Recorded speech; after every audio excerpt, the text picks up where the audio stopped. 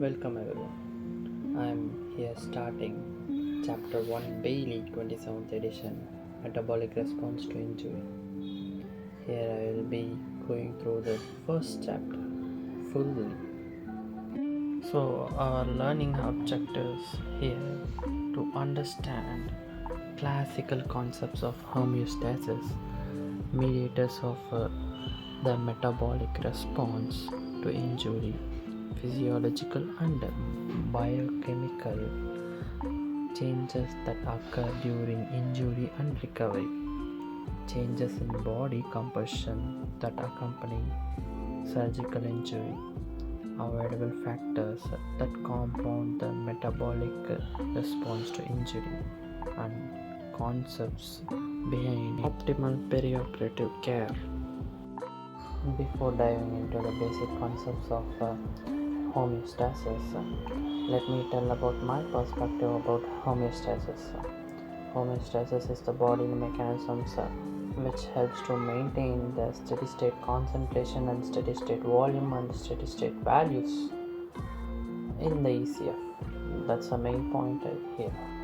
Diving into the basic concepts of homeostasis, in the 18th and 19th century, a series of eminent scientists laid the foundations of our understanding of homeostasis and the response to injury.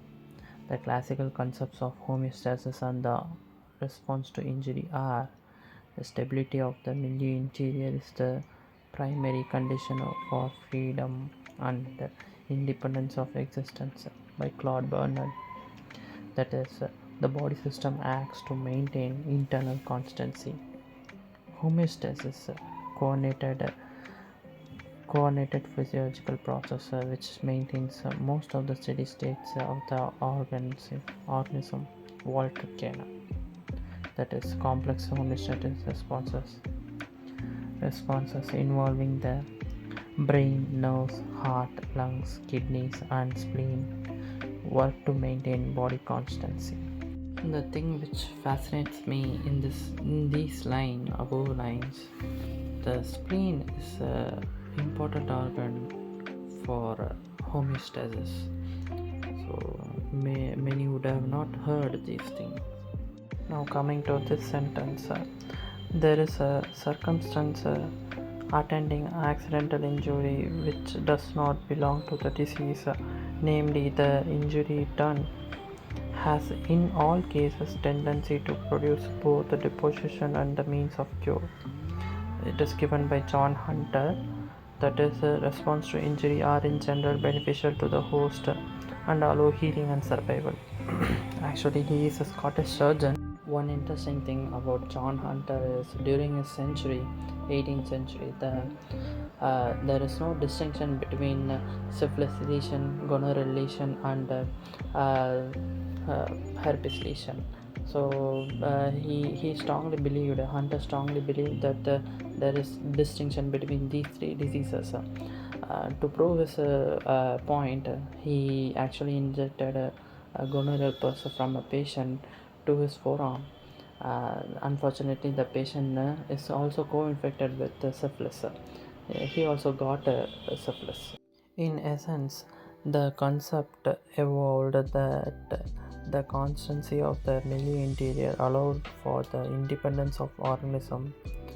That complex homeostatic responses sought to maintain this constancy, and that within this range of responses were the elements of healing and repair.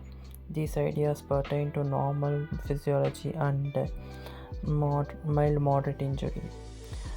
In modern era, such concepts do not account for disease evolution following major injury, sepsis, or the injured patient who would have died but for artificial organ support. Such patients exemplify less of a classical homeostatic control, signal detector, processor, effector regulated by a negative feedback loop.